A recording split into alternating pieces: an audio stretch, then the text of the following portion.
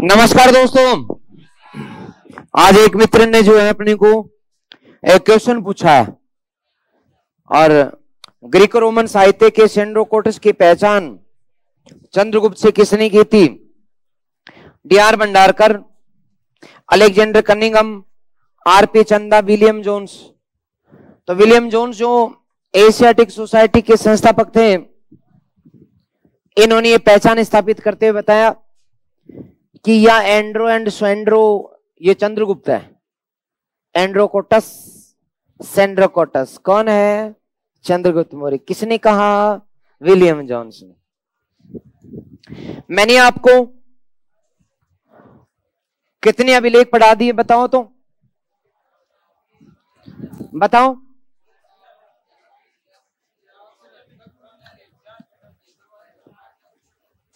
ये ले, तेरा पन्ना तो गया नीचे।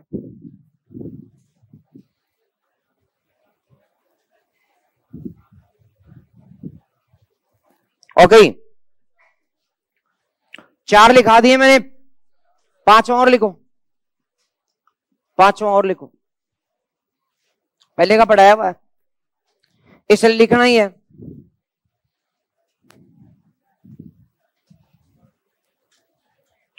मैंने बताया था कि एक लघु शिलालेख बाबरू लघु शिलालेख ये कहां से मिला है? बैराट या विराटनगर? विराटनगर से मिला है। वर्तमान में इसका जिला कौन सा है?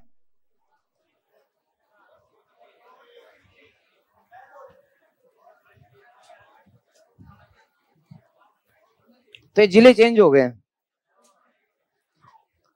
पिछली बार जब पढ़ाया था मैंने बौद्धरम में, जब तो इसका जिला था जयपुर।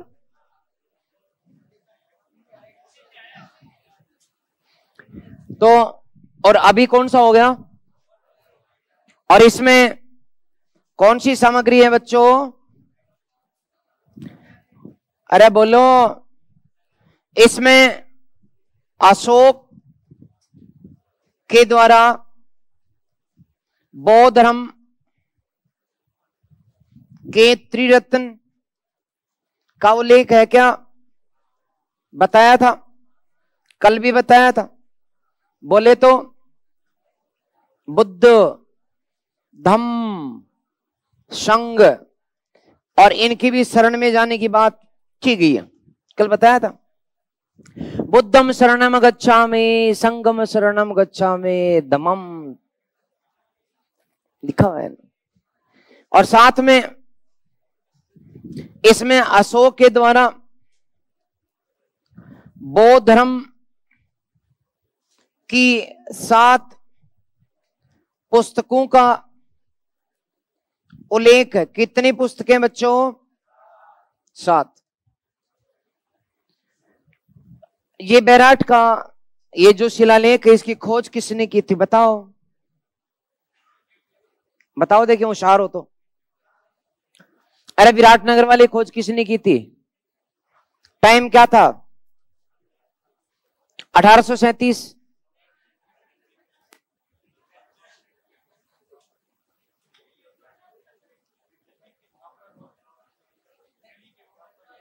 बी की थापर। ए बाबड़े, बताओ। स्मिथन, पिपेंथलर, बाबड़ी। तो इसकी खोज कैप्टन वार्ड ने की थी।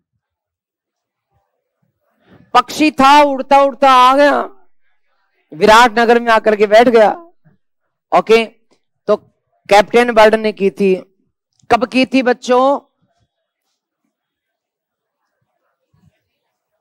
1837 में कैप्टन बर्ड ने खोज की थी।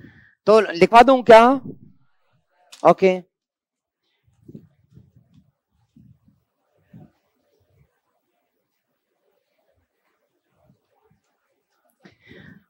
तो बच्चों ने लिखा है कि सर पिछले वाले का रिवीजन तो करवाया करो। तो मैं क्या रिवीजन कराऊं, आप लोगों को तो सब याद है, होशियार हो, फिर भी आप कहोगे तो फिर मैं पूछूंगा आपसे, क्योंकि रिवीजन तो मैं करवा जाता हूं। अच्छा ये बताओ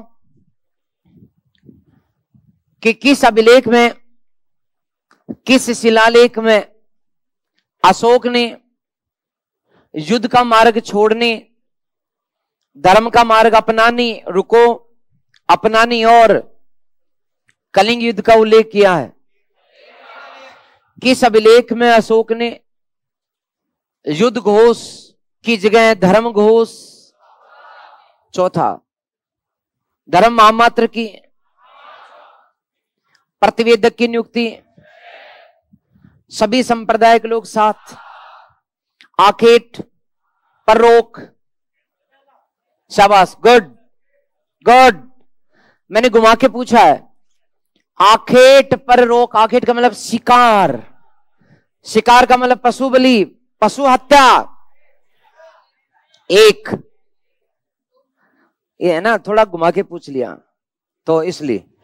खैर, युक्त राजुक प्रादेशिक, ओके, और नौकरों के साथ, दासों के साथ अच्छा व्यवहार, यश और कीर्ति, वाह, धम मंगल,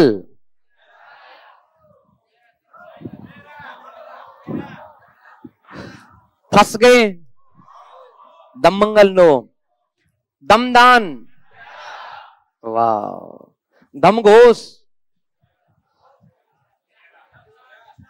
चार, वेरी गुड, इसका मतलब फंस तो नहीं रहे। अभिलेख लिखवाने का उल्लेख,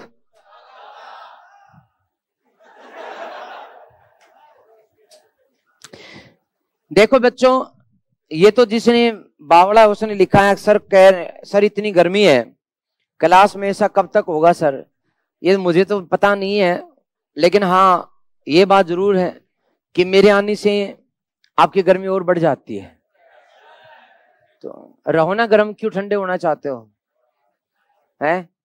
अरे जब तक आप जोश है, जुनून है, जब तक आप होठ हो तब तक दम है, ठंडे पड़ गए तो जिंदगी खत्म है।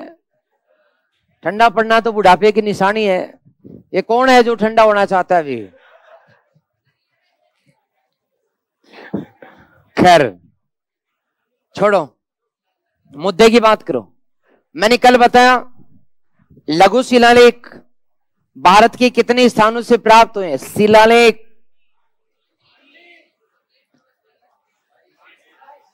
अरे लेख शब्द आया, लेख, शिलालेख 19, क्योंकि बाकी 3 खंडित हैं तो पढ़ नहीं सके ना, तो शिलाएं, लघु शिलाएं तो प्राप्त होगी 22, लेकिन लेख 19।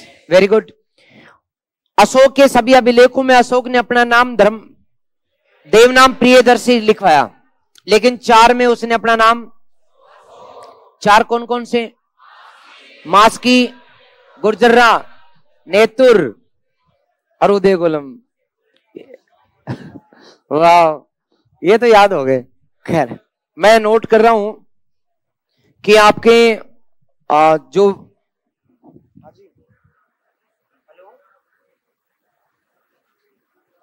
नहीं, रेड वाले नहीं, जो ब्लैक वाले बोले, रेड वाले तो पहले टाइप हो गए, ब्लैक वाले बोले, नीले पेन है ना, नीला पेन, ये जो बोले फर्क के लिए, रेड वाले तो टाइप हो गए, टेस्ट के लिए।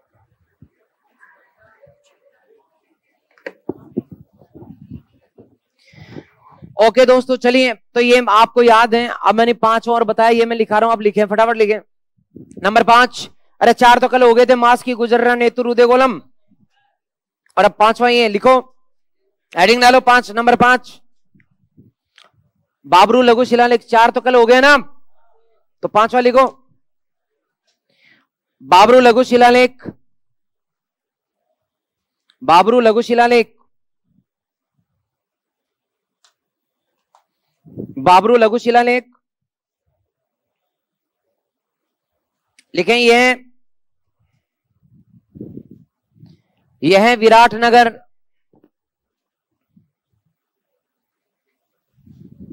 विराटनगर कोटपुतली बहरोड जिले से प्राप्त हुआ है। विराटनगर कोटपुतली बहरोड जिले से प्राप्त हुआ है।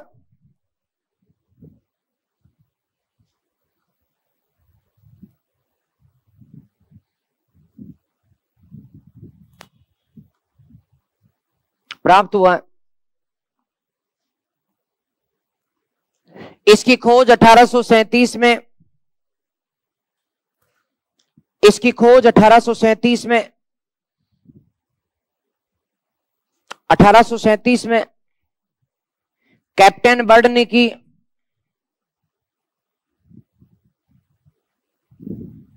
कैप्टन बर्ड ने की।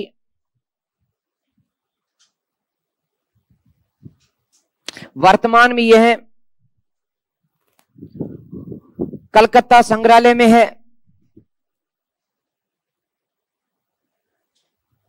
वर्तमान में यह कलकत्ता संग्रहालय में है।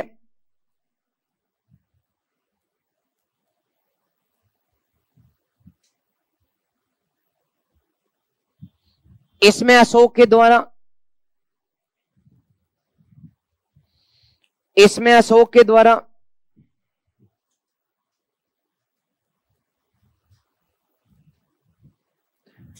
बौद्ध धर्म के त्रिरत्नों का उल्लेख है।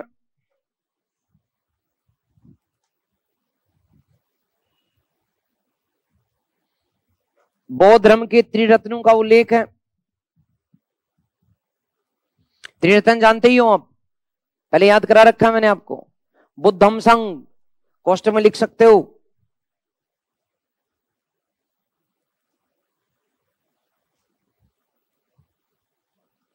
लास्ट में लिख दो।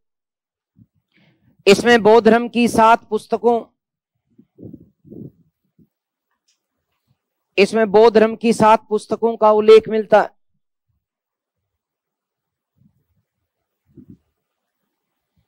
सात पुस्तकों का उल्लेख मिलता है।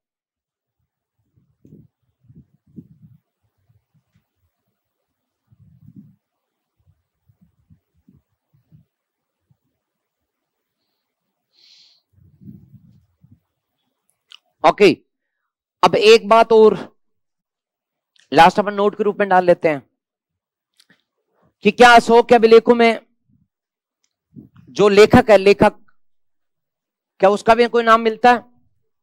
हाँ या ना? हाँ तो कौन से में, कहां और किसका नाम? तो प्यारे बच्चों, अशोक के अभिलेखों में वैसे कहीं भी नाम नहीं मिलता, लेकिन एक लेखक था बदमाश। अशोक ने जो भी कहा उसने लिखवाया। अशोक ने कहा था कोई भी नाम नहीं लिखेगा, नाम मेरा होना चाहिए बस, और वो भी देवनाम प्रियदर्शी बस। 4 में अशोक ने नाम अपना खुद का लिखवा दिया। तब उस लेखक ने भी सोचा मैं भी थोड़ा सा साइन कर ही देता हूं, तो उसने भी अपना नाम, चापड़ नाम था उसका, चापड़, चापर, चापड़, तो उसका नाम है चापड़। तो ये नाम उसका कर्नाटक में जो ब्रह्मगिरी का जो लघु शिलालेख है वहां से मिलता है। तो ये बात भी लिख दें। अशोक के अभिलेखों में, अशोक के अभिलेखों में, नोट डाल देना, नोट। अशोक के अभिलेखों में सिर्फ एक लेखक का नाम मिलता है।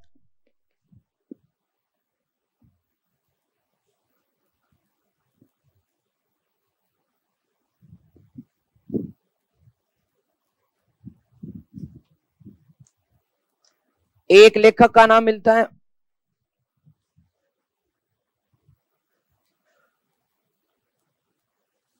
ब्रह्मगिरी कर्नाटक, ब्रह्मगिरी कर्नाटक, ब्रह्मगिरी कर्नाटक अभिलेख में, ब्रह्मगिरी कर्नाटक अभिलेख में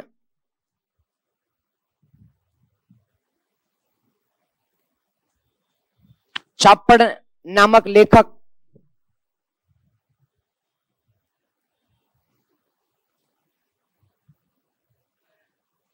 चापड़ नामक लेखक का उल्लेख मिलता है।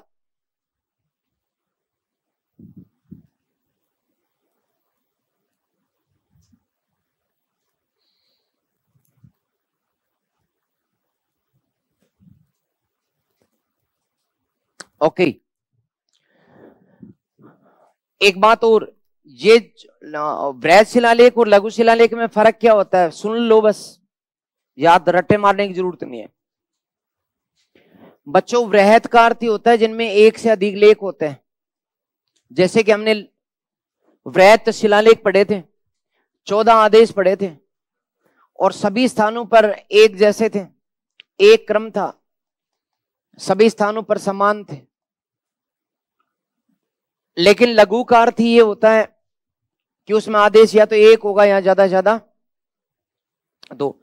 आप तो एक ही मानो ना, दो एक में थे और वो भी मिट चुके हैं कंधार वाले में, तो एक ही आदेश, वो भी सभी में अलग अलग।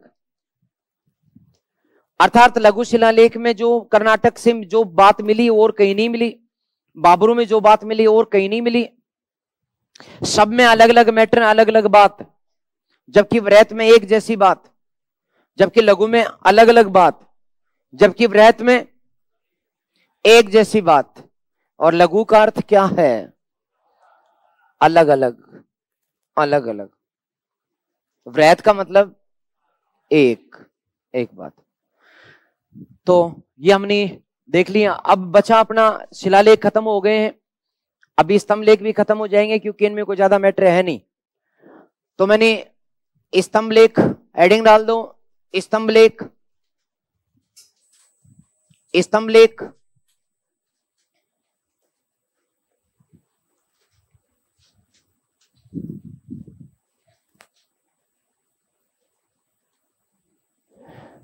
स्तंभ लेख कैसे होते हैं? स्तंभ लेख जो है पत्थरों के बनाए हुए वे पिलर,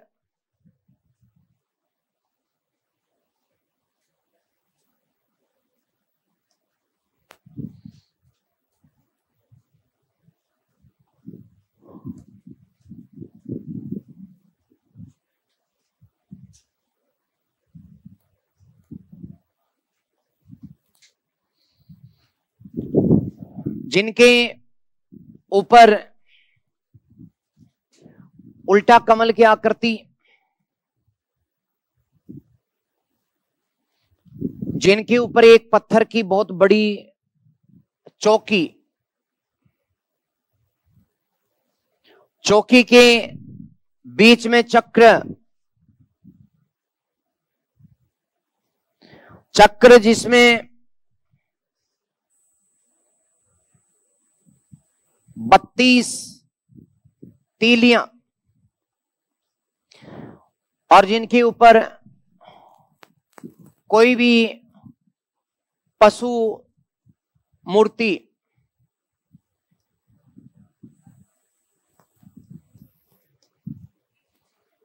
एक पशु मैंने कोई अच्छा नहीं बनाया है, मैंने तो वो बताया है कौन सा पशु है, मेरे को खुद को नहीं पता, लेकिन कोई पशु है। 4 शेर हैं, 3 मुंह दिख रहे हैं, चौथा पीछे छुपा हुआ है, वो आपको देखना नहीं चाहता। इस प्रकार से पत्थर की लंबी लाट करीब 50 फुट जमीन के ऊपर खड़ा हुआ, पत्थर का गोल आकार का ये स्तंभ पिलर जो 19 से 20 फुट जमीन में गड़ा हुआ, इस प्रकार एक ही पत्थर जो 70 से 80 फुट ऊंचा, एक खदान से निकाल कर घड़कर उसके ऊपर ये उल्टा कमल, ये चौकी, ये चक्र और ये मूर्तियां लगाकर फिर उसे खड़ा किया गया। और इसी की गोलाई में, गोलाकार है, और इसी की गोलाई में अशोक ने अपनी जो भी बात थी वो यहां पर लिखवा दी। अशोक ने कुल मिलाकर के ये जो बात लिखवाई, ये बातें 7 लाइनों में 7 आदेश में लिखवाई थी, 6 और 7, तो 7 लाइनें 7 आदेश। प्राकृत भाषा ब्राह्मी लिपि है, आपको समझ में नहीं आएगी, आ रही है क्या? तो ब्राह्मी लिपि है ना,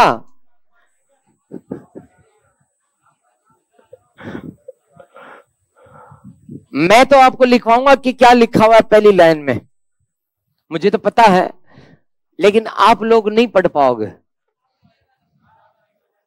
मैं तो लाइन नंबर 1 2 3 4 5 6 7 7 7 संदेश लिखाऊंगा ना भाई, मैं तो पढ़ रहा हूं जब तो लिखवा रहा हूं ना। तो इस प्रकार से ये 7 पंक्तियां अशोक ने लिखवाई। तो स्तंभों को 2 भागों में बांटते, वही बात। एक वही कौन सा, बृहत स्तंभ लेख, एवं दूसरा लघु स्तंभ लेख। ये जो बृहत हैं इनके ऊपर 7 आदेश हैं, वही बात 7 आदेश। सभी ये कितनी जगह से मिले भारत में? भारत में ये 6 जगह से, 6 स्थानों से प्राप्त हुए हैं। तो कौन कौन से 6 स्थान हैं वो भी मैं बताऊंगा। और इनमें सभी में 7 आदेश हैं और सभी में एक जैसे आदेश है। मतलब वही बात समझ गए वृहत वाली। सभी 7 में पहली लाइन में जो लिखा हुआ है सभी में 6 स्थान पर यूं का यूं लिखा हुआ है। तो 7 लाइनें सभी में लिखी हुई है, लेकिन 7वीं लाइन बाकी सब में मिट गई, एक में बची है। मिटी इसलिए गई कि मिटा दी गई। अपने बकरी चराने वाले, भेड़ चराने वाले आज से 2300 साल पहले खड़े किए गए इन स्तंभों को आकर के जंगल, आज जंगल खड़े हो गए चारों तरफ। तो मध्यकाल में भेड़ चराने वाले, बकरी चराने वाले लोग जाते थे और वहां सबसे नीचे वाली लाइन उनके हाथ आ जाती थी, तो वो उस पर लटक लाटक करके, चढ़ चढ़ा करके उसके ऊपर पत्थर से रगड़ रगड़ करके लिख देते थे। या तो उनको लिखना नहीं आता तो कुछ मिटा देते, कोई चित्र बना देते, कोई बकरी का ही बना देता, और कोई पहली दूसरी पढ़ावा होता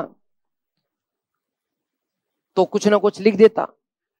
जैसे कमलनाथ संग मंजू, तो लिखने वाले का क्या। इसलिए 7वीं जो लाइन है वो सब में प्राप्त नहीं होती, ईश्वर की कृपा से एक स्थान बच गया। लघु जो स्तंभ लेख है इनमें एक एक आदेश ही है। ये भारत में 5 स्थानों से प्राप्त हुए हैं। कितने? 5 स्थानों से प्राप्त हुए हैं। 6 स्थानों से ही है, सॉरी वो तो 5वें पर ही है।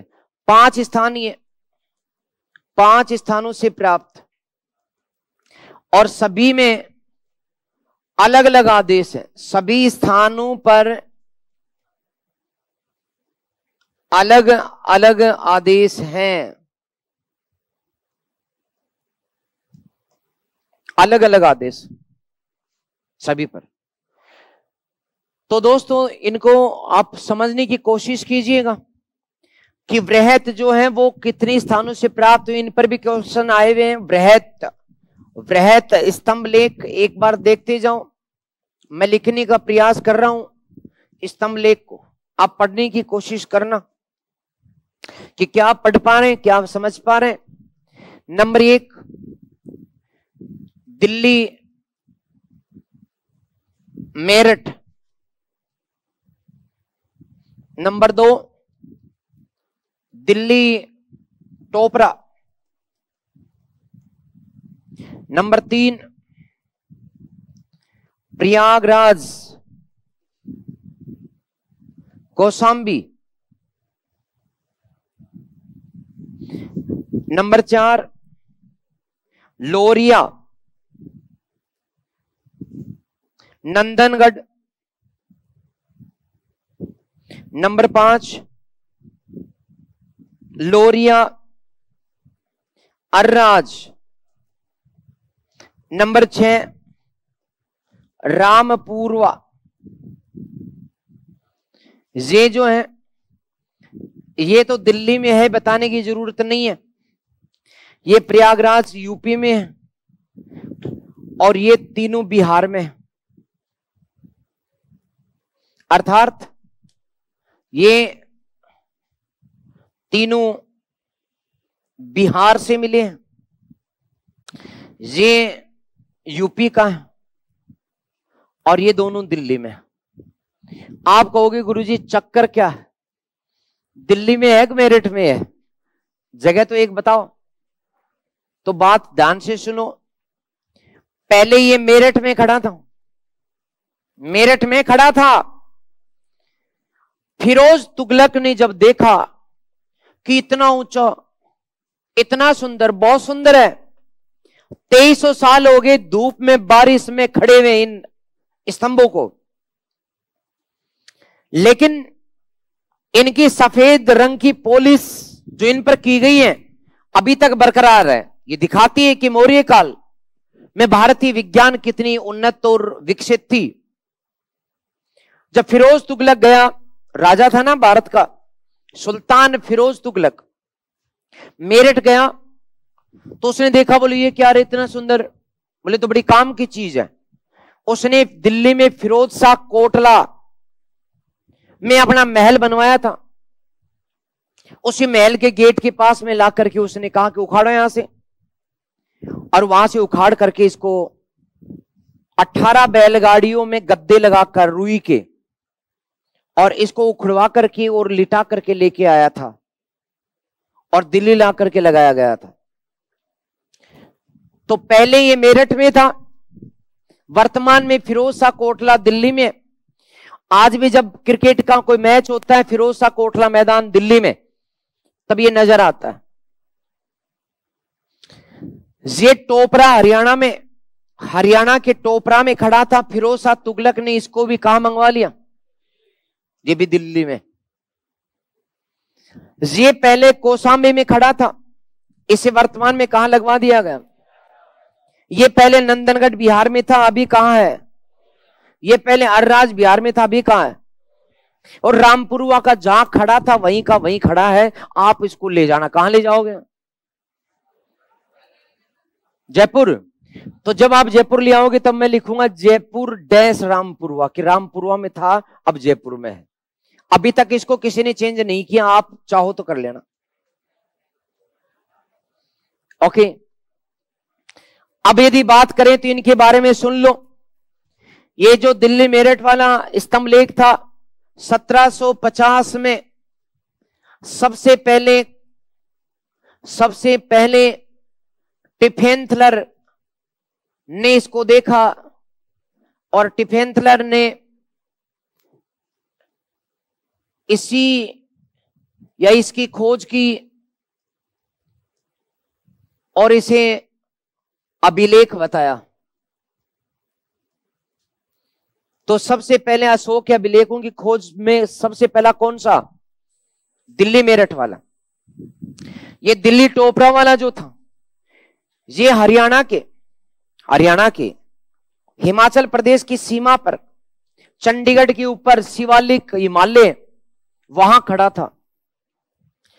इसलिए ये पहले शिवालिक पहाड़ियों में, शिवालिक पहाड़ पर था। इसी पर बिसल देव, बोले तो विग्रहराज चतुर्थ, विग्रहराज फोर्थ का अभिलेख भी मिलता है,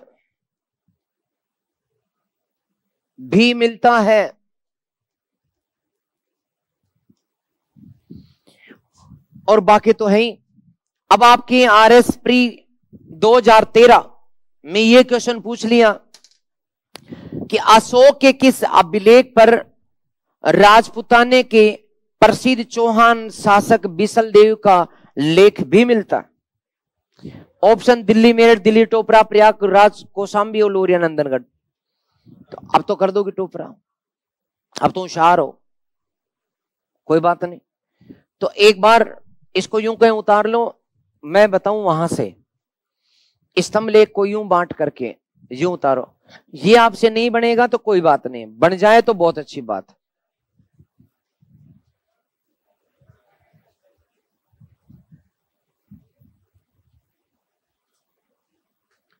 तो प्यारे बच्चों, लिख दिया, बहुत बढ़िया किया।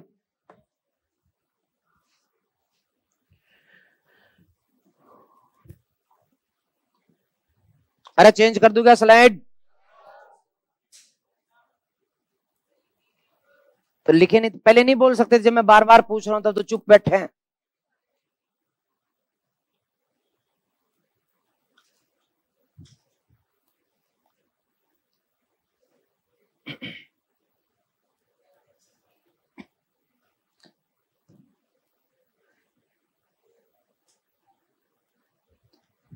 ब्राह्मी लिपि लिख रही है।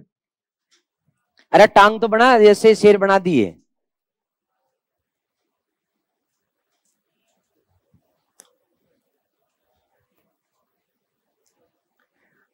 तो शेर बैठाया क्या, कोई भालू बैठाया ऊपर?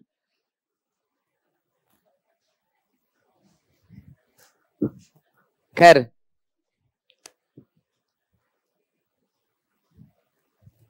उतारा हूं।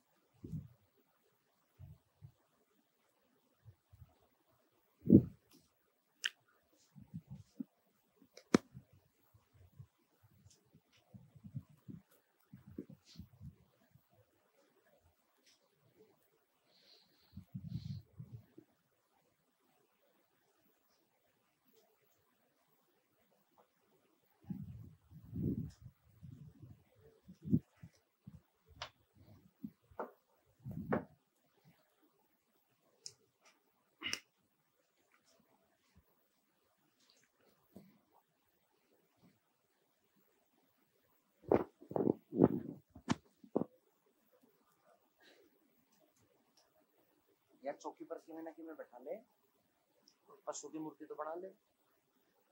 चौकी खाली छोड़ दी पड़ता, जब घर जाके कौन से पशु को बैठाएगी?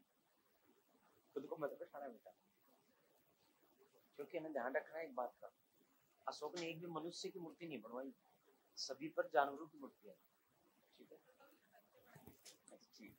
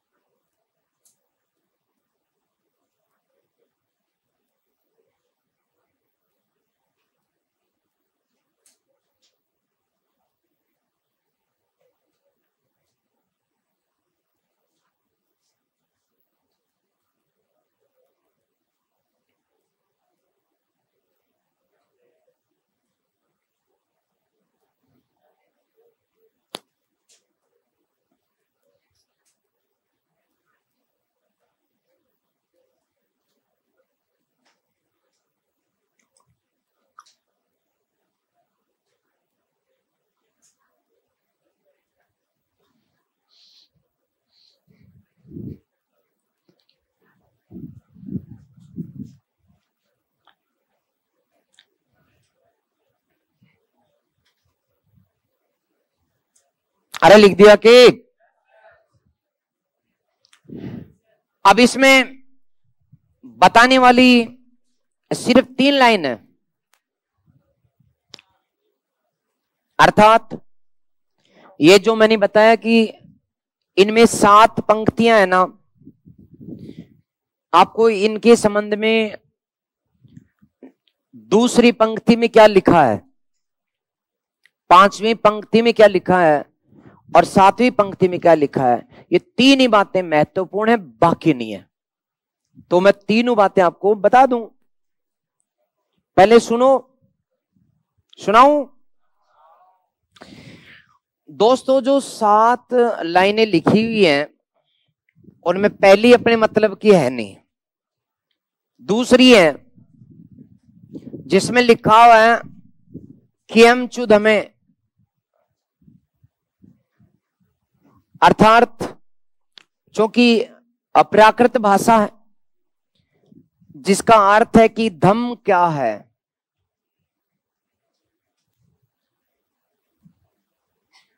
धम क्या है ये पूछा गया, और इसी में फिर नीचे अशोक के धम की परिभाषा दी गई है। अशोक ने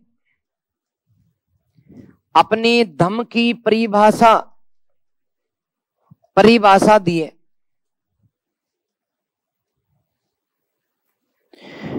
5वें नंबर पर 5वां, तो पहला काम का नहीं है, दूसरा काम का, 5वां काम का। 5वें में वो पशु पक्षी की हत्या पर पूर्ण प्रतिबंध लगा देता है। अब यदि क्वेश्चन ये आता है कि पशु हत्या पर रोक कहां है, 1 में शिलालेख नंबर 1, पूर्ण रोक कहां है 5, ये स्तंभ लेख नंबर 5 है बच्चों, शिलालेख नंबर 5 नहीं है ना, स्तंभ लेख नंबर 5 है। शिलालेख नंबर 1 में पशु हत्या पर प्रतिबंध तो है, लेकिन 2 मोर और 1 हिरण मारे जाने का उल्लेख है, इसलिए वहां पूर्ण प्रतिबंध नहीं है। पूर्ण प्रतिबंध किस पर है, स्तंभ लेख नंबर 5 पर। ओके, फिर 7वां, ये जो दोस्तों 7वां है, ये अशोक का सबसे बड़ा अभिलेख है, बहुत ही डिटेल से लिखा हुआ है, सबसे बड़ा अभिलेख। चाहे शिलालेख हो चाहे स्तंभ लेख हो, सभी अभिलेखों में सबसे ज्यादा मैटर कौन से में, 7वें। तो सबसे बड़ा अभिलेख है, इसमें जन कल्याण के लिए वो कार्य बताता है। जन कल्याण हेतु कुएं खुदवाने,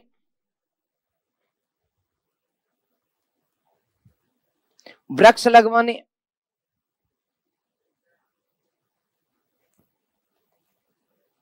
चिकित्सालय बनवाने का उल्लेख करता है, तो का उल्लेख ही इसमें करता है।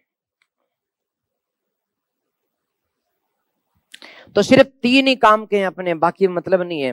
दूसरा, कियमचुद में धम क्या,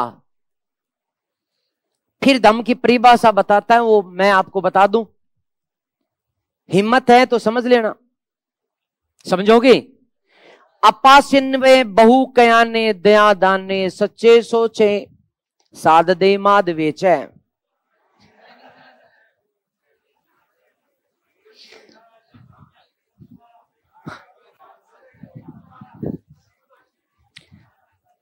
अपा सिन्वे बहु कयाने सच्चे सोचे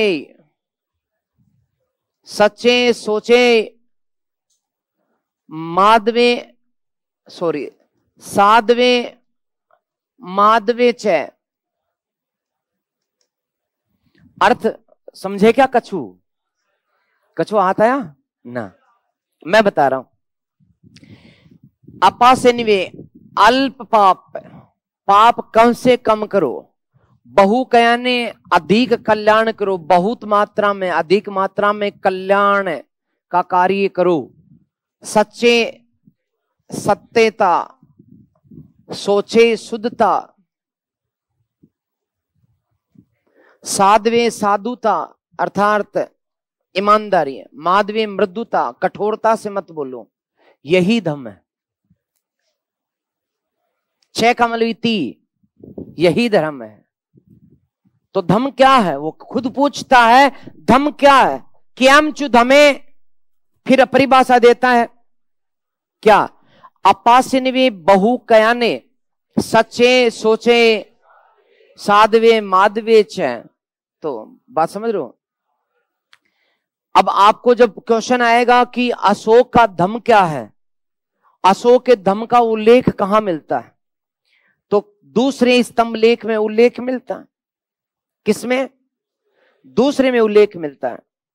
और इसमें वो कम पाप करना, अधिक कल्याण करना, सत्य बोलना, स्वच्छ रहना, साधुता का व्यवहार करना और कठोरता के बजाय मृदुता का व्यवहार करना, इसी को धम्म बताता है। तो मैं समझता हूं कि आप इनको समझ जाएं। तो हेडिंग डालो, महत्वपूर्ण वृहत स्तंभ लेख।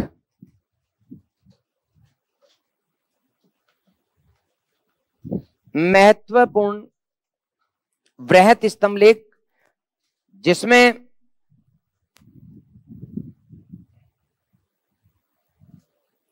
महत्वपूर्ण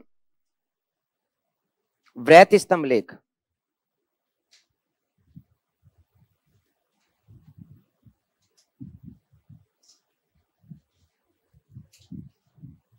ओके, अब इसको यूं कहें उतार दो, देख देख के।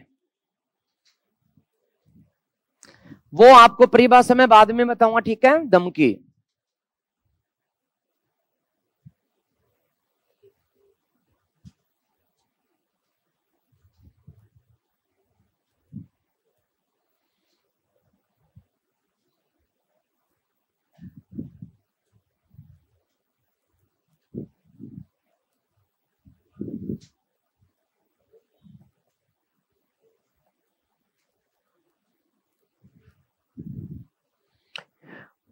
यूं कहीं उतार दो रे प्यारे दोस्तों।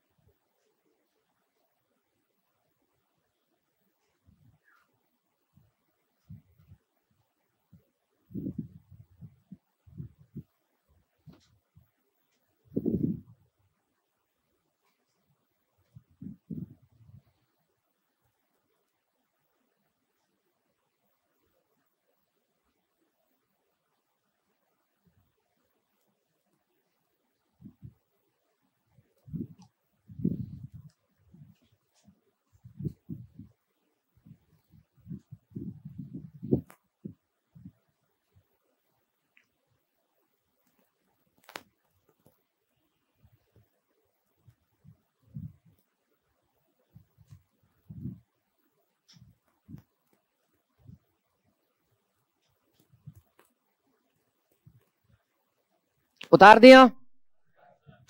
तो प्यारे दोस्तों, तीन हैं, याद हो गए होंगे। दूसरे का मतलब है धम्म क्या है और धम्म की परिभाषा। पांचवा पूर्ण प्रतिबंध, पूर्ण प्रतिबंध।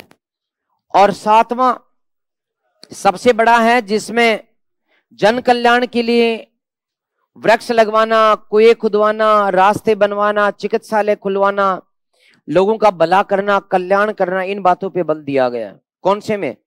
7। ओके, तो इस प्रकार से आपने ये भी पढ़ ली। तो अब तो बस थोड़ा सा मैटर वो बचा है लघु का। लघु स्तंभ लेख वैसे ही 5, वैसे ही 5। तो मैं पांचों की बात आपको बता दूं क्या? अभी बताया था ना लघु स्तंभ लेख कितनी है बेटा? 5। देखो अभी मैंने बताया था ये भारत में 5 स्थानों से प्राप्त होते हैं, बताया था ना। तो इनमें 5 कौन कौन से हैं ये बात अपन कर लेते हैं।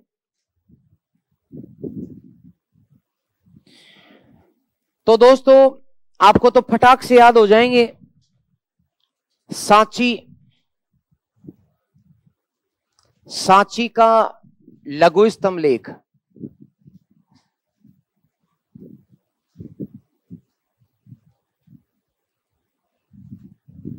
दूसरा सारनाथ का लघु स्तंभ लेख, तीसरा कौशाम्बी का लघु स्तंभ लेख,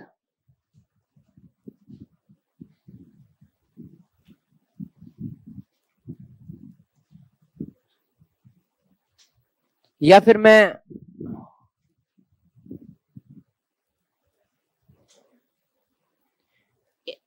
तीनों के बारे में एक बात बता देता हूं, फिर अलग कर दूंगा इनको।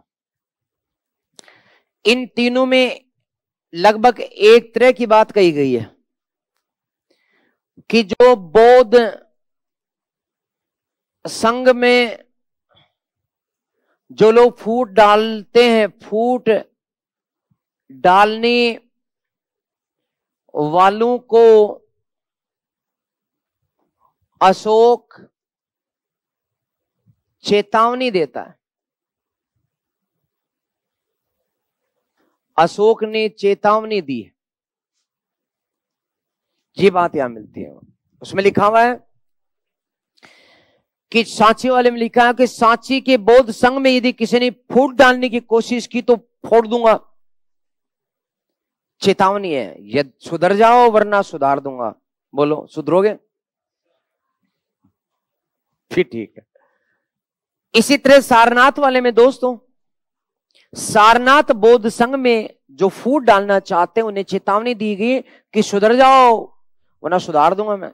नाम अशोक है मेरा, कलिंग की तरह काट काट के फेंक दूंगा, गिनती नहीं कर पाओगे। समझ गए? फिर है कौशाम्बी वाला, उसमें भी वही बात कही गई। तो 5 में से 3 तो हो गए आपके, बताओ।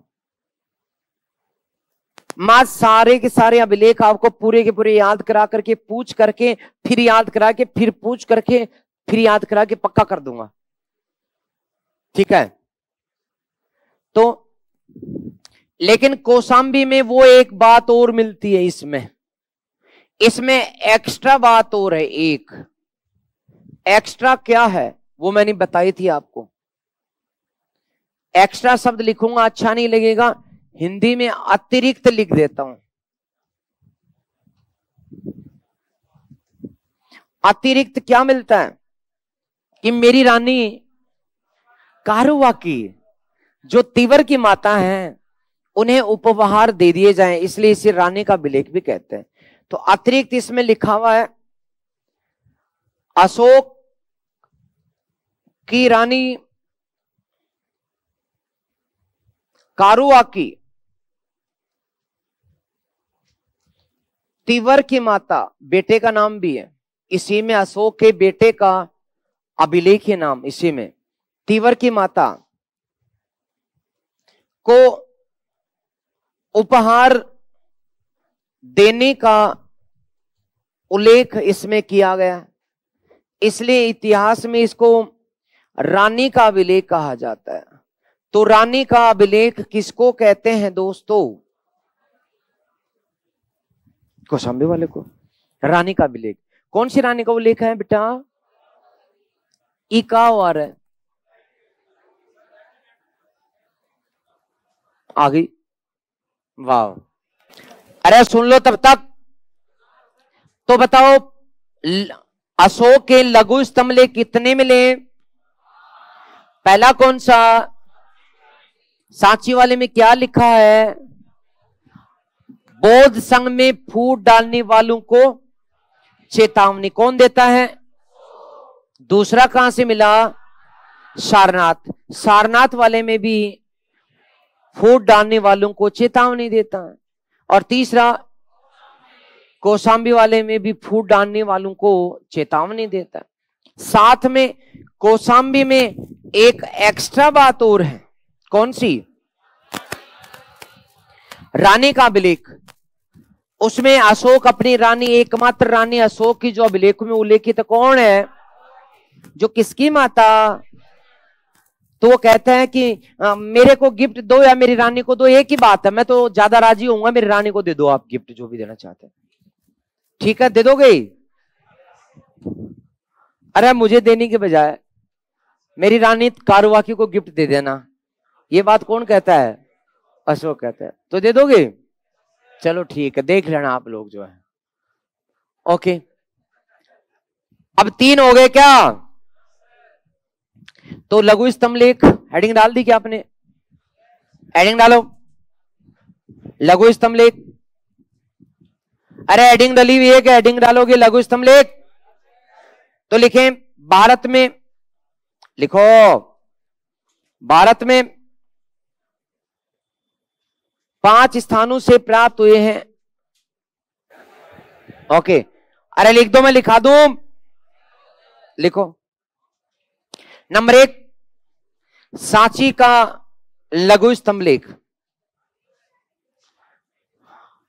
आपने हेडिंग डाल दी लघु स्तंभ लेख, तो उसमें नंबर 1 पे लिखेंगे सांची का लघु स्तंभ लेख।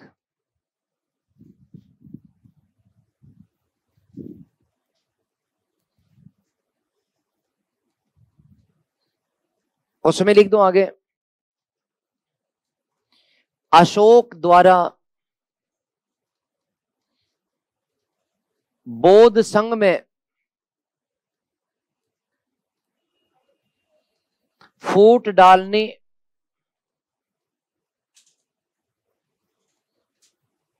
वालों को चेतावनी।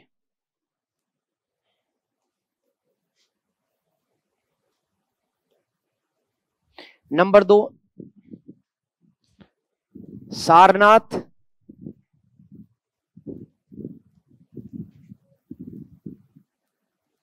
का लघु स्तंभ लेख।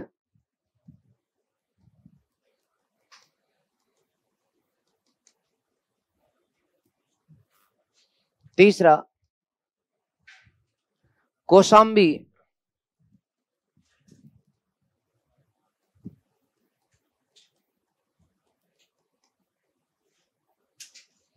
अतिरिक्त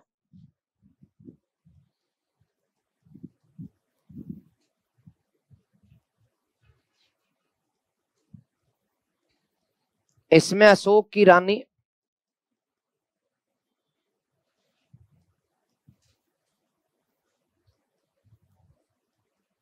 रानी कारुवाकी का या कारुवाकी तीवर की माता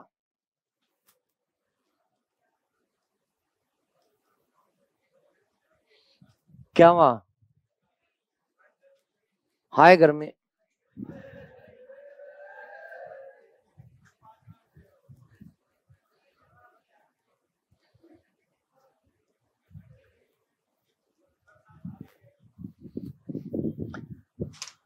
अरे बुलाएंगे बुलाएंगे, ठंड की देवी को बुलाएंगे, अभी पढ़ते रहो। तेरे को बड़ा एक्सपीरियंस है।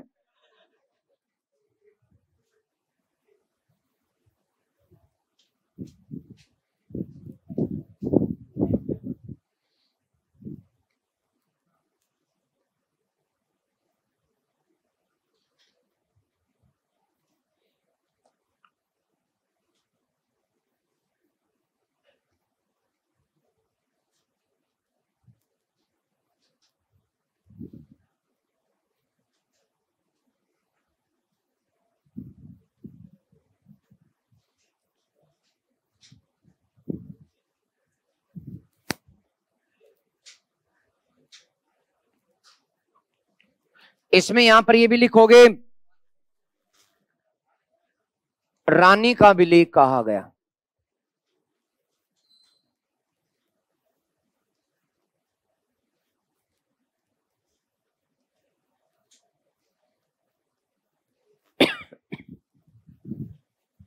नंबर 4,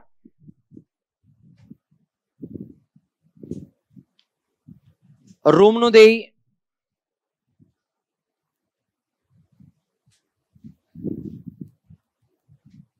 लघु स्तंभ लेख,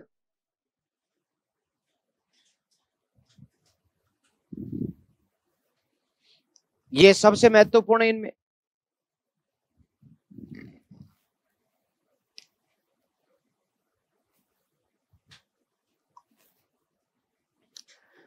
रूमनुदेही का मतलब है लुम्बनी।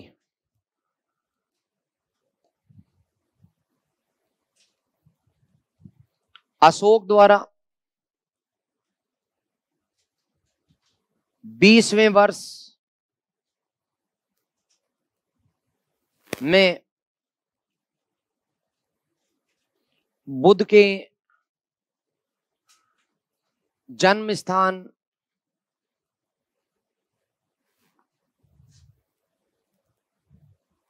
लुम्बिनी जानी।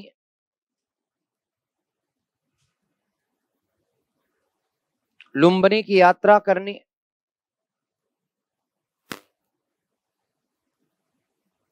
वहां के निवासियों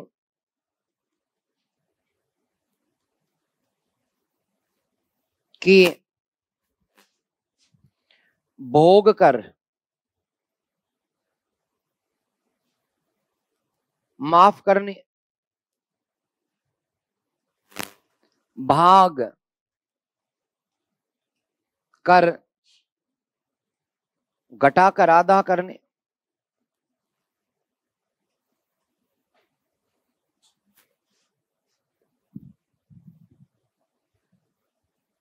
आधा करने का उल्लेख मिलता है।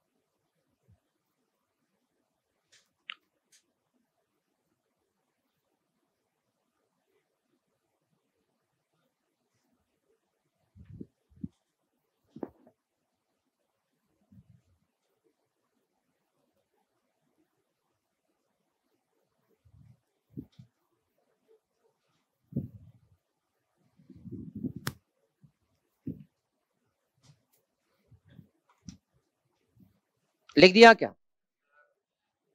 अरे सबने लिख दिया क्या? नहीं तो फिर लिखो। एक और बचा है, अभिलेख खत्म हो रहे हैं।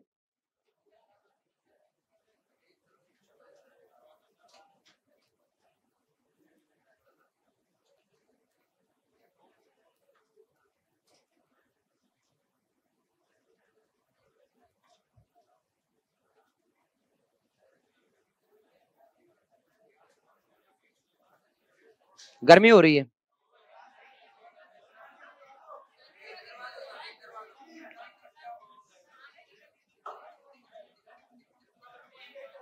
कोई ना, एक और है वो तो मैं करवा दूं। ठीक है, तो 5वां है निगलवा सागर। 5वां है निगलवा सागर।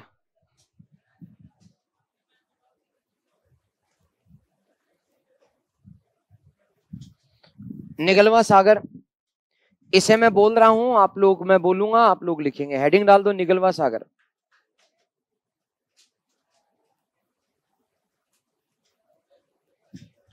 हेडिंग डाल दो निगलवा सागर।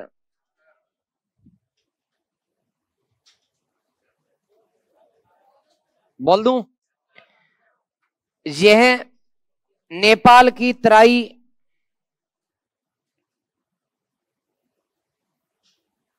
नेपाल की तराई उत्तर प्रदेश से प्राप्त हुआ।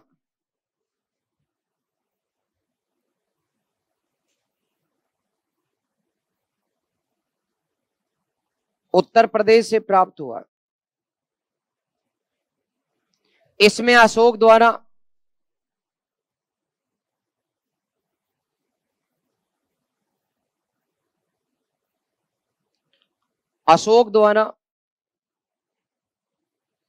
बौद्ध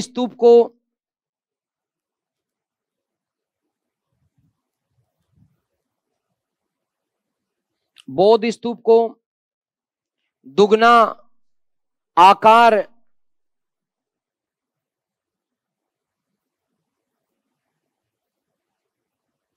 में बनवाने का उल्लेख मिलता है। दुगना आकार में बनवाने का उल्लेख मिलता है।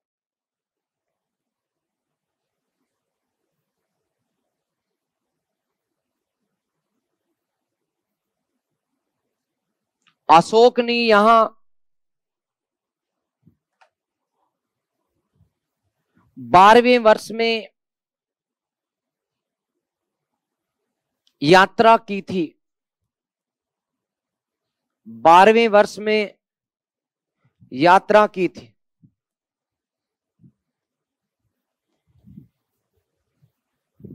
तो 5 हो गए। तो देखो जी, दोबारा से सुन लो जी। सांची, सारनाथ और कौशाम्बी में संघ भेद रोकने की अपील करता है। संघ भेद रोकने की, संघ में फूट डालने वालों को चेतावनी देता है। यहां एक्स्ट्रा है रानी का। रुम्नदेही वाले को सुन लो। अरे जाने से पहले सुन लो 2 मिनट। अरे सुनो तो। अशोक जो है वो बौद्ध गौतम बुद्ध को मानता था। क्या मानता था? भगवान। इसलिए अपने भगवान का जहां जन्म हुआ वहां पर यात्रा की थी। 20वें साल, राज्याभिषेक के 20वें साल में उसने, जब राजा बना था, उसके 20वें साल में उसने जहां गौतम बुद्ध पैदा हुआ था, लुम्बिनी में गया और जाकर के वहां पर गौतम बुद्ध का महल देखा। उसे हाथ लगाकर छुआ। लोगों ने बताया कि जब बच्चा था गौतम बुद्ध तो यहीं से जाया करता था, यहीं से आया करता था। तो बड़ा भावुक हो गया। वहां के लोगों को पूछा, रहे तुम तो भगवान की भूमि पर पैदा हुए हो, तुम्हें तो कोई दिक्कत नहीं होगी, तुम बड़े भाग्यशाली हो। लोगों ने कहा, काहे के भाग्यशाली, टैक्स इतना लगा रखा है तुमने। तो उसने कहा घटा दूं। बोले घटा दे। तो पहला तो भोग कर तो पूरा माफ ही कर दिया, और भाग यानी खेती से लिया जाने वाला जो कर था वो घटाकर कितना कर दिया। इसलिए कौन सा अभिलेख अशोक के आर्थिक विकास की सूचना देता है? रुम्नदेही। पहले नाम था लुम्बिनी, आजकल नाम क्या है? रुम्नदेही। तो लुम्बिनी का नाम क्या है? ओके। निगलवा सागर 12वें वर्ष गया था, एक स्तूप था पुराना, उसको दुगना बनवा दिया। नमस्कार, जय हिंद।